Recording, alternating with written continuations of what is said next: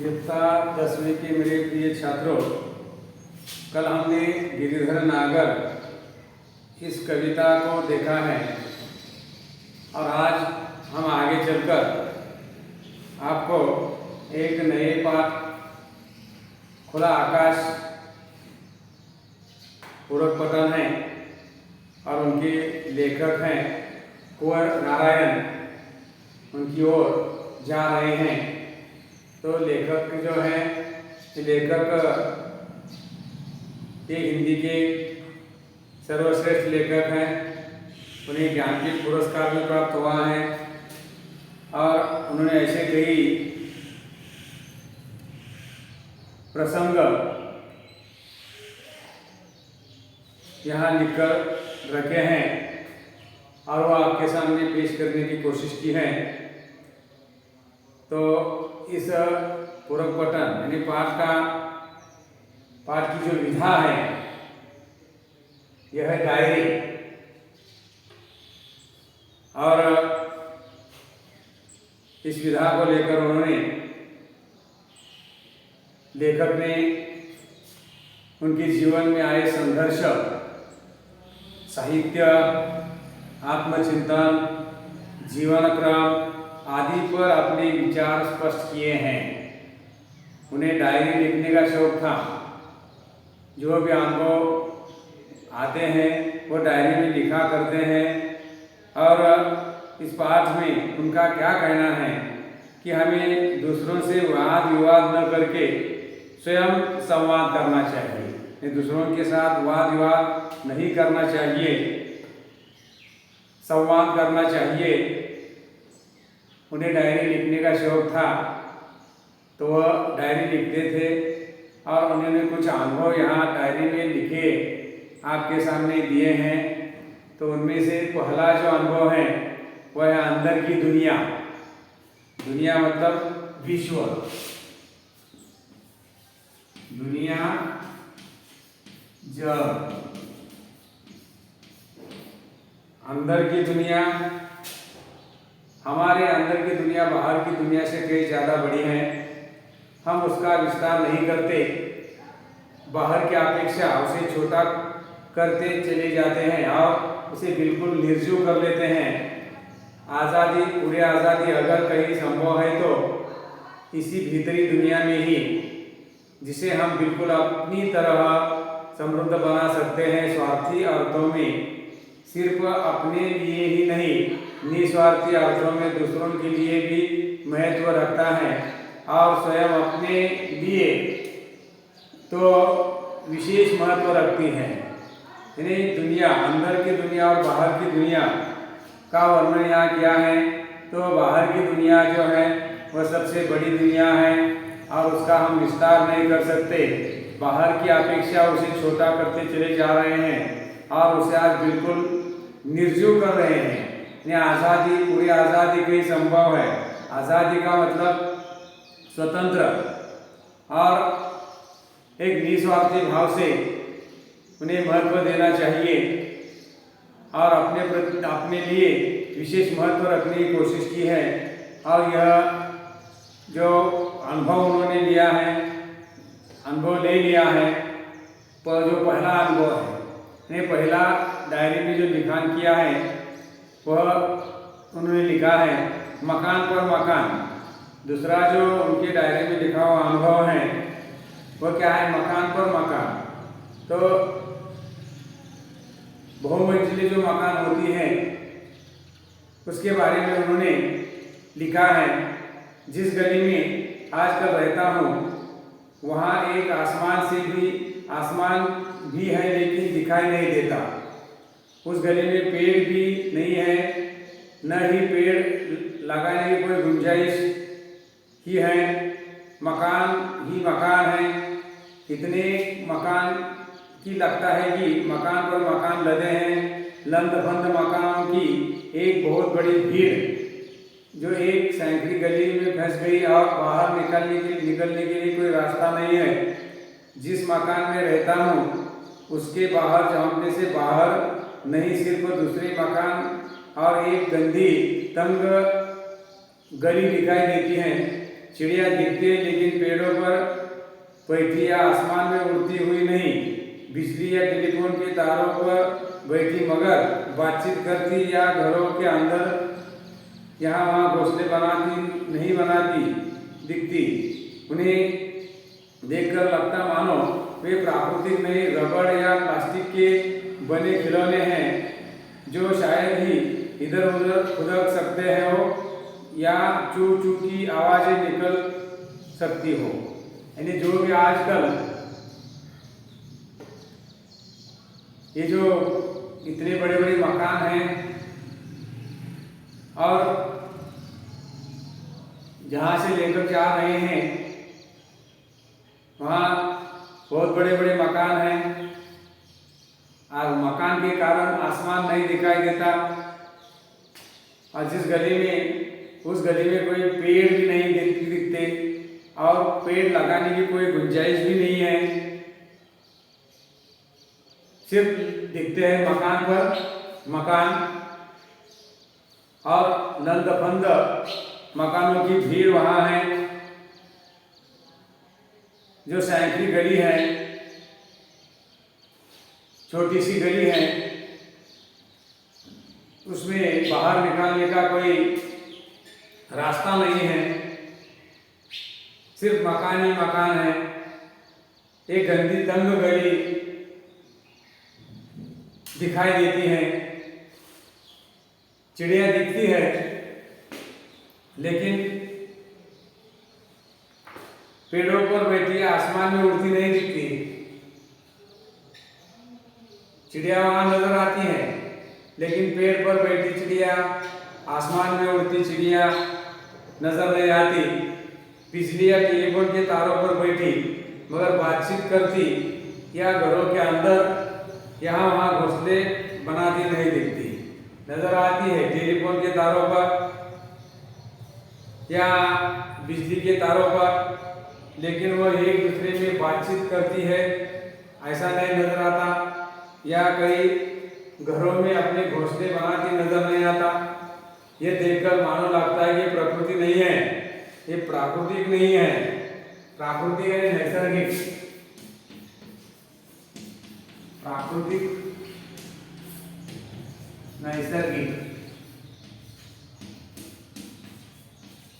नैसर्गिक नहीं है तो वे नजर आ रहे रबड़ या प्लास्टिक के बने हुए खिलौने हैं। ऐसे चिड़िया नजर आ रहे हैं, चुपचाप बैठे हैं, किसी बातचीत नहीं करती, इसलिए उन्हें लगता है कि ये चिड़िया जो है रबड़ या प्लास्टिक की बनी हुई है, इधर उधर उड़क सकते हैं या चूचू की आवाज़ निकाल सकते हो। अगर वो जिंदा हो, चिड़िया हो, तो इधर उधर उड़ना मतलब उड़ना, चूचू की आवाज़ करना, ऐसा वहाँ की चिड़िया नहीं करती। तो उस प्रकार का जो माहौल बन चुका है आजकल, ये जो मकान बड़े बड़े हुए हैं, इसके कारण कभी कोई बार बार सवाल मन में पैदा होता है। मैं ऐसी सैकड़ी और तंग गली में मकानों की एक बहुत बड़ी भीड़ से, बिजली या टेलीफोन के तारों से उलझे आसमान एवं हरियाली के अभाव से जूझते अपने मोहल्ले से बाहर निकालने की भारी कोशिश करता हूँ। तो कहते हैं कि मैं ऐसे वातावरण में, ऐसे घरों में रहना उससे ज़्यादा मुझे बेहतर लगता है कि अपने बाहर वाले घर में, वहाँ कोई हरियाली का अभाव है, सैकड़ी गली है, छोटे छोटे मकान हैं, बहुत बड़ी बड़ी इमारतियाँ हैं, बिजली है, तारा, टेलीफोन की तारे हैं, उस पर ये सब नज़ारा देखकर मुझे वहाँ रहने के लिए जी नहीं करता, ऐसा वो कहते हैं। और तीसरा जो उनका अनुभव है वह सही साहित्य के बारे में। सही साहित्य क्या होता है? तो वे कहते हैं सही और संपूर्ण साहित्य वह है जिसे हम दोनों आंखों से देखते हैं, सिर्फ बाई या दाई आंख से नहीं। और कहते जो पूर्ण साहित्य क्या होता है? पूरा साहित्य जो हम दोनों आंखों से देख सकते हैं, दाई और बाई आंखों से देख सकते हैं, उसे पूरा साहित्य कहते हैं।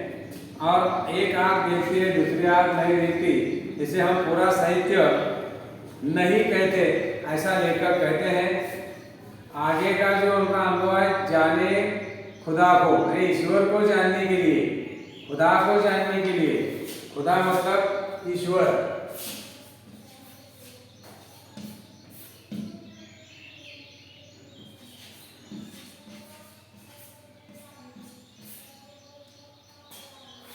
जानने के लिए, खुदा को जानने के लिए। कभी यहाँ लेखक के क्या विचार हैं?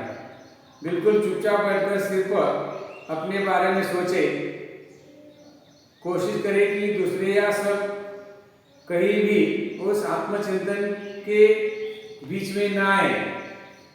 इससे दो फायदे होंगे। एक तो हम अपने को जान सकेंगे कि हम स्वयं क्या हैं, जो दूसरों के बारे में सब कुछ जानने का दम्भ रखते हैं।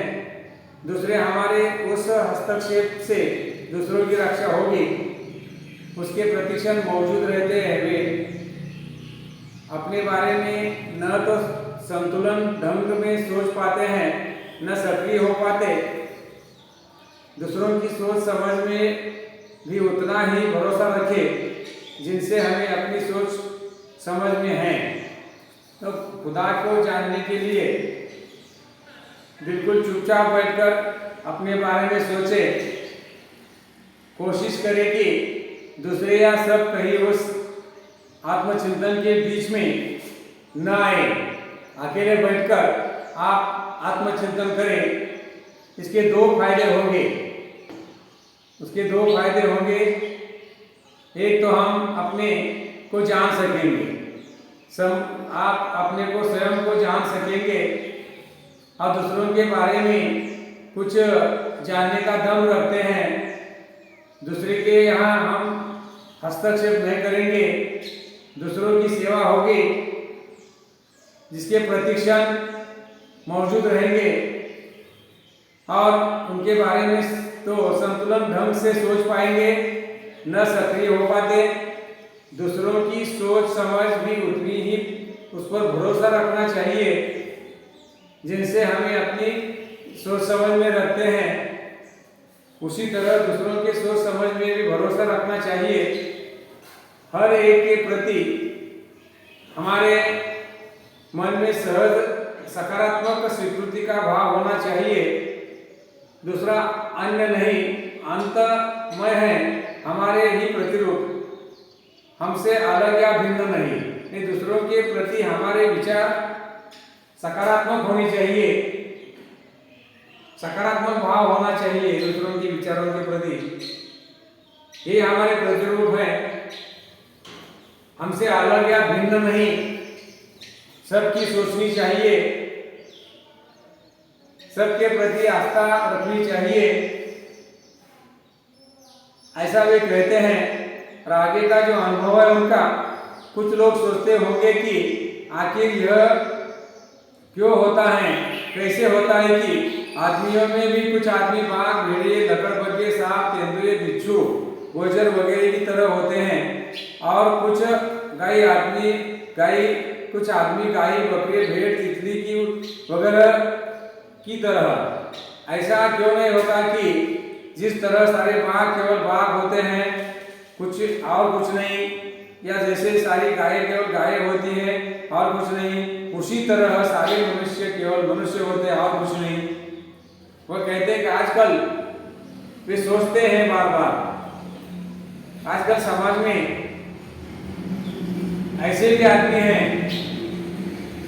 जो बाघ की तरह, भेड़िए की तरह, लकड़बग्घे की तरह, सांप, तेंदुए, बिच्छू की तरह होते हैं। तो कुछ लोग गाय की तरह, बकरी की तरह, भेड़, तितलियां की तरह होते हैं। ये जंगली जानवर हैं, बहुत कुछ खूंखार होते हैं। तो उसी तरह मनुष्य, आजकल समाज में भी कई मनुष्य खूंखार हैं, तो कई गाय, भेड़, बकरियों की तरह गरीब हैं। अगर ऐसा हो जाए, सारे बाघ केवल बाघ हो जाए, सारे गाय केवल गाय हो जाए और कुछ नहीं, तो उसी तरह सारे मनुष्य मनुष्य हो जाए और कुछ नहीं, तो कैसा होगा। तो उन्हें यहाँ लेखक को कहना है कि मनुष्य ने मनुष्य के प्रति व्यवहार करना चाहिए, लेकिन आज जंगली जानवर की तरह मनुष्य भी जंगली बनने जा रहा है। लेखक सोचते हैं कि मनुष्य मनुष्य के तरह रह सके, रहने की कोशिश करे तो बहुत अच्छा होगा। ऐसे कुछ अनुभव उन्होंने कुछ डायरी में लिखा कर रखे हैं, तो उनमें से कुछ अनुभव आज हमने देखे हैं, जो रहे हैं और हम कल देखेंगे। धन्यवाद। यही मैं रुकता हूँ।